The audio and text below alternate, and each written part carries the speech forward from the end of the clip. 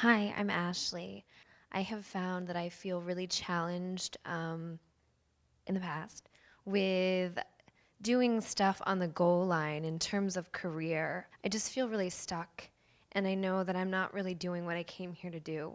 And I would just really like some help with just like small action steps I can really take towards gaining some clarity. What is it that you are currently doing? Well, let's start with that question. Like in terms of career, Yes. yeah, I wait tables. Okay. All right. No judgment. I Yes. did. I did it. Yeah. So let me ask you this. If there were a sacred dream that has been held in your heart from the time that you were a tiny little girl, a vision that you've held for yourself in this life, what is that? What would that be? I've been asking myself that question and I am still not really sure. Like I have like these bigger picture ideas of, like I just want the financial freedom so I can travel the world and, take these classes or whatever. But it's kind of like, okay, well that's great, but I need to do something in this reality that where I can earn money and ideally be happy and enjoy doing to get me there. And so now I feel stuck. Well, what I would encourage you to do is to back up because wealth is a byproduct of service. And in its highest and best, wealth is a byproduct of service. So then part of the question becomes, how can I serve? What are my unique gifts and abilities and the thing that brings me joy and aliveness, enthusiasm that I can contribute? And I have gone there a little bit, and I'm realizing that it brings up a lot of like the self-worth stuff, like the who am I to do that, or I'm not good enough, or I don't have that skill set, or That skill set. yeah. The Skill skill set set. for what? It feels funny even saying it, but like to really be a healer, to really be of service to people, like on that deep, like energetic, emotional level, like that's what I really want to do.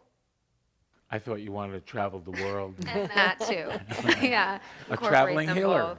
Well, so when you say healer, what does that mean to you? Someone who really just holds a deep, loving space for others and is really able to guide them through their challenges in whatever way that's possible. I mean, I've done some shamanic training. I have like Reiki certification. I mean, I can read tarot cards. Like, I've explored a lot of different ways to kind of incorporate it. I've done a lot of just own self research in terms of like, healthy eating habits and things of that nature. So I do have tools just based on my own So kind of you've already experiment. invested in your training and you have, it sounds like, learned some things. What you said, though, that really stands out is what you said about worthiness. Mm, And it sounds, and that's when the emotions started to come forward too. yeah. So I'm asking you, what is it inside of you that holds you into the misidentification of yourself as unworthy to serve as a healer, Well, I mean, I think a lot of it's just like family conditioning. such as? Okay. Just like a lot of verbal abuse from my father growing up. All right. And what kinds of things would he say to you, just to give me some idea? One of the things that he said was to my mom, who told me, he was like, your daughter's never going to graduate college. She's going to be nothing but a waitress for the rest of her life. And I'm still waiting tables. So it sounds like you really took that in, that you really took that in, and now you're living that as though that were the truth about who you are. How long ago did you graduate from college? Like 9 years ago. Okay. Yeah. So one part of what he said, you've already demonstrated as inaccurate. Right. So it's time to let go of the second half of buying into the misbelief that you'll never amount to anything and you'll just be a waitress. As if that was a bad thing. In See, my and mind, it is, though. well, I hear you, but you know what? I have a challenge for you. You can Bring the healing consciousness no matter what form of work that you do. You could bring it as a waitress, and that might begin to give you a greater sense of worth and value and contribution through what you're doing there. How do you feel when you go to work? Well, I have realized I'm like, well, work is a wonderful opportunity for me to really like practice my skill sets, and I've definitely had moments of it. But then, like, I just worked, like, for example, this week, like 6 days straight, and I just got into survival mode, and I definitely kind of lost that connection. And Yes. yeah, Yeah. Well, I would encourage you to work on two fronts. One would be forgiving yourself for having bought into the judgment that you'll never amount to anything, you'll only just be a waitress. To forgive the judgment that goes with that. See, and when we take something in like that, it's a kind of implant.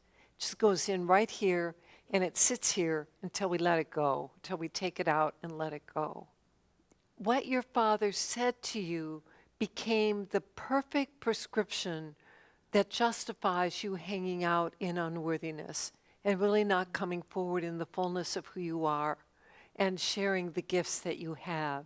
Because you're called to be in the healing arts and you've already done training to that end, I would say there's something inside you that really has resonance with that. What would it take for you to really let go of this?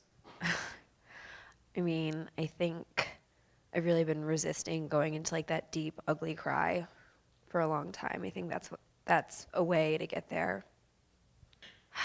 I just don't like how it feels when I'm in it, you know? Like when I'm crying so hard, I can't even breathe. Yeah, no, I hear you. But you know what? It would just be so liberating for you to just really allow yourself to go there, Yeah. to really let it go, because the energy, that's where the energy is stored. Most of the energy is stored on the emotional level, and we hold it in place by limiting beliefs. Right. You deserve this. See, it's like you're a beautiful young woman, you have a calling. You're not really stuck. You've been in resistance to doing the piece of inner work that you know will liberate you. And so to Yeah. me, you asked for 3-foot tosses, a 3-foot toss, to very lovingly and compassionately take yourself there. You know, and my sense is part of this is taking yourself to the place of how you felt when your mom told you what your dad had said.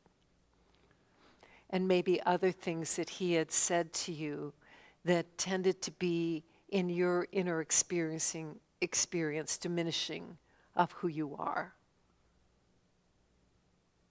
Yeah. Have you actually done some of your healing practice? Done Reiki with people? Done some of the shamanic techniques that you Yes. learned? And I did experience what you said. It's not me. I just become a channel Become a for that. conduit. Yeah. Yeah. And it's really a conduit for spirit, a conduit of love, a conduit of grace.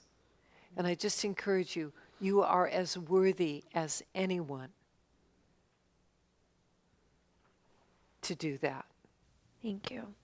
Very often, when we buy into something like you'll never really amount to anything else, there's the letting go of that. But then there's part two that says, and you must be willing to marshal the courage to stand forward and move into that which you are saying you want to participate in. And there's lots of times that's what people really are afraid of. See, you know part one. Yeah. You know part one. Part two is really the willingness to shed the cloak of the misidentification of yourself as unworthy.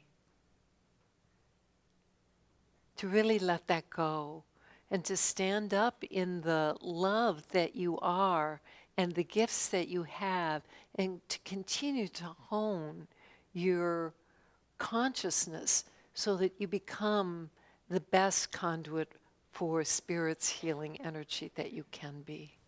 Right. And to recognize that the current situation that you find yourself in is the perfect opportunity to do that. See, because the more you do that, the more you will be releasing the misidentification, and the more you will come into completion with whatever the process of serving others as a waitress has been about. You follow what I'm saying? Yes. It's like the more you stand up in who you are, other doors will open for you, and you'll have more confidence and more courage, as Ron was saying, more strength of heart to knock on those doors. Okay. And I just Give you some encourage you. ideas to move forward. Yeah. Thank you. Thank you.